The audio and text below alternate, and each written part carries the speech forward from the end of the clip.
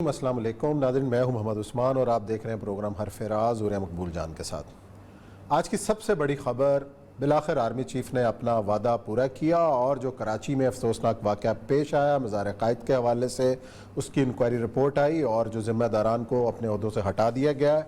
और जो भी तफसीलात जो ISPR ने अपनी ट्वीट के अंदर खबर के अंदर सामने आई हैं, उसके ये कहा गया है कि जो GHQ में उनके ख़िलाफ़ कार्रवाई बाकायदा की जाएगी।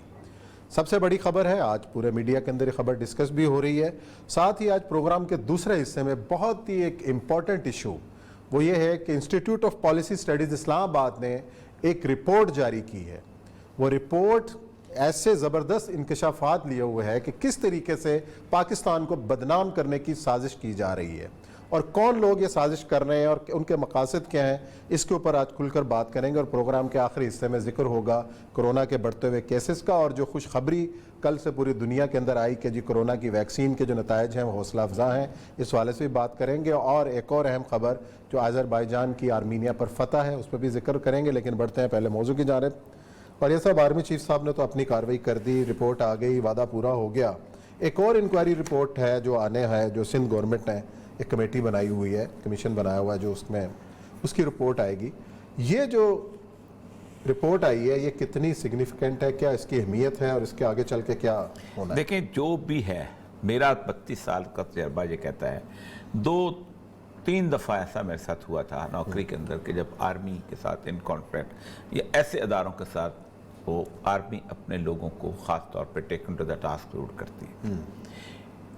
मतलब मेरा पहला जो इंसिडेंट था 1988 में ये हुआ था कि बॉर्डर के ऊपर एक गार्जन कमांडर कर्नल साहब, कर्नल मक्सी थे, पिछले दिन उनकी मुलाकात मेरी हुई है, और एक कर्नल ताला जान थे, वो एक बंदा जो था मिस था हो गया था, एक फौजी आ गया, मैं इसी असिस्टेंट कमिश्नर था।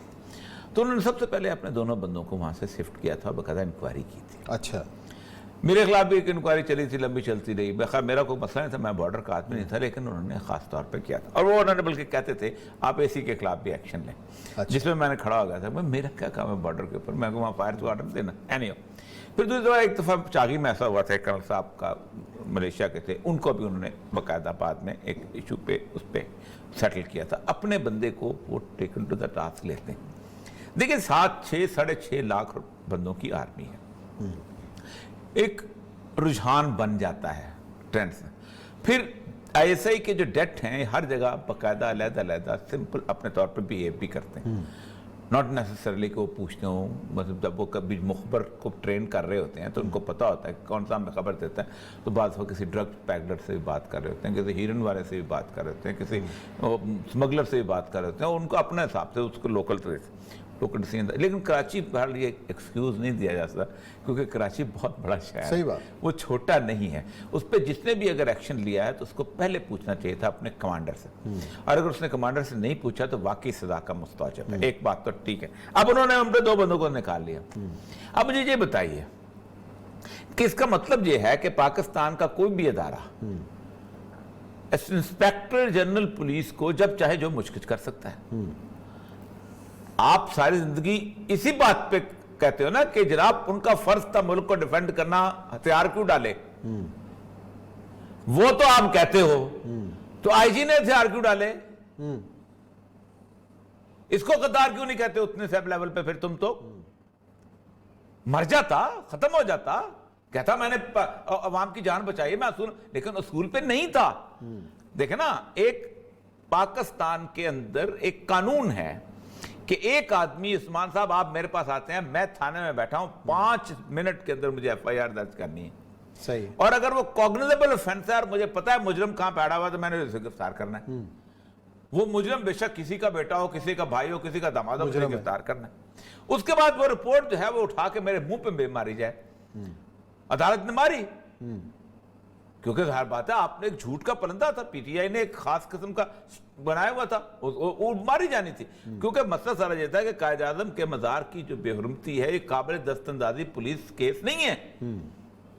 ये बेसिकली मजिस्ट्रेट के पास जाते हैं, सारा कुछ करते हैं, सारा कुछ। दूसरा केस जो था वो उन्होंने बनाया था, वो झूठा साबित हो गया। धमकियां देने आपने अगर पहले दिन ये कार्रवाई की होती IG साहब, यू आर द कस्टोडियन, آپ کی دفاع کے اوپر, آپ کے گھر کے دفاع کے اوپر کتنا پیسہ خرچ ہوتا ہے آپ کو پتا ہے؟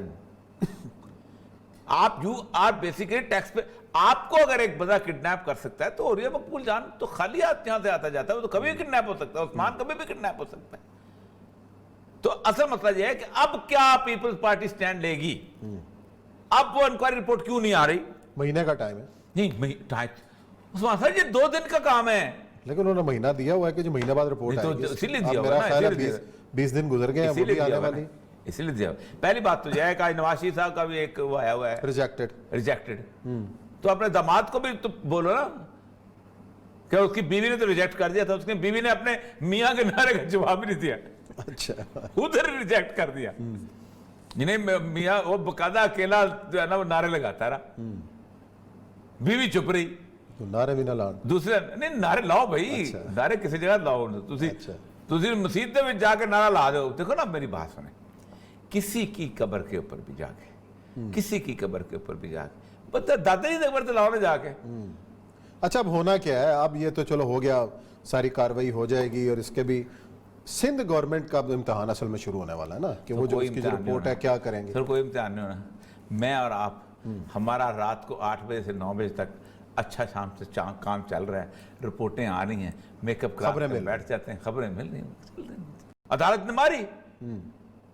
کیونکہ ظاہر بات ہے آپ نے ایک جھوٹ کا پرندہ تھا, پی ٹی آئی نے ایک خاص قسم کا بنایا ہوا تھا, وہ ماری جانی تھی. کیونکہ مسئلہ سارا یہ تھا کہ قائد اعظم کے مزار کی جو بے حرمتی ہے یہ قابل دست اندازی پولیس کیس نہیں ہے. یہ بیسیکلی مجسٹریٹ کے پاس جاتے ہیں, سارا کچھ کرتے ہیں, سارا کچھ. دوسرا کیس جو تھا وہ انہوں نے بنایا تھا, وہ جھوٹا ثابت ہو گیا. دھمکیاں دینے آپ نے اگر پہلے دن یہ کاروائی کی ہوتی آئی جی صاحب, یو آر دی کسٹوڈین, آپ کی دفاع کے اوپر, آپ کے گھر کے دفاع کے اوپر کتنا پیسہ خرچ ہوتا ہے آپ کو پتا ہے؟ آپ یو آر بیسیکلی ٹیکس پہ. آپ کو اگر ایک بندہ کڈنیپ کر سکتا ہے تو اوریہ مقبول جان تو خالی ہاتھ یہاں سے آتا جاتا ہے, وہ تو کبھی بھی کڈنیپ ہو سکتا ہے, عثمان کبھی بھی کڈنیپ ہو سکتا ہے. تو اصل مسئلہ یہ ہے کہ اب کیا پیپلز پارٹی سٹینڈ لے گی؟ اب وہ انکوائری رپورٹ کیوں نہیں آ رہی؟ مہینے کا ٹائم ہے. نہیں عثمان صاحب یہ 2 دن کا کام ہے. لیکن انہوں نے مہینہ دیا ہوا ہے کہ جو مہینے بعد رپورٹ آئے گی. اسی لیے دیا. میرا خیال ہے 20 دن گزر گئے ہیں, وہ بھی آنے والی. اسی لیے دیا. پہلی بات تو یہ ہے کہ آج نواز شریف صاحب کا بھی ایک وہ آیا ہوا ہے ریجیکٹڈ. تو اپنے داماد کو بھی تو بولو نا کہ اس کی بیوی نے تو ریجیکٹ کر دیا تھا, اس کی بیوی نے اپنے میاں کے نعرے کا جواب نہیں دیا. اچھا, ادھر ریجیکٹ کر دیا. جنہیں میاں وہ باقاعدہ اکیلا جو ہے نا وہ نعرے لگاتا رہا, بیوی چپ رہی. نعرے بھی نہ لاؤ. دوسرے نہیں نعرے لاؤ بھائی, نعرے کسی جگہ لاؤ. تسی مسجد میں جا کے نعرہ لا دو. دیکھو نا میری بات سنیں, کسی کی قبر کے اوپر بھی جا کے, کسی کی قبر کے اوپر بھی جا کے پتہ دادا جی قبر تو لاؤ نا جا کے. اچھا اب ہونا کیا ہے؟ اب یہ تو چلو ہو گیا, ساری کاروائی ہو جائے گی, اور اس کے بھی سندھ گورنمنٹ کا امتحان اصل میں شروع ہونے والا ہے نا, کہ وہ جو اس کی جو رپورٹ ہے کیا کریں گے. سر کوئی امتحان نہیں ہونا. میں اور آپ, ہمارا رات کو 8 بجے سے 9 بجے تک اچھا شام سے کام چل رہا ہے, رپورٹیں آ رہی ہیں, میک اپ کرا کے بیٹھ جاتے ہیں, خبریں مل رہی ہیں. یہی کام ہے سر. چلیں بریک لیتے ہیں, بریک کے بعد آئیں گے اور ذکر کریں گے انسٹیٹیوٹ آف پالیسی اسٹڈیز کی ایک انتہائی اہم رپورٹ.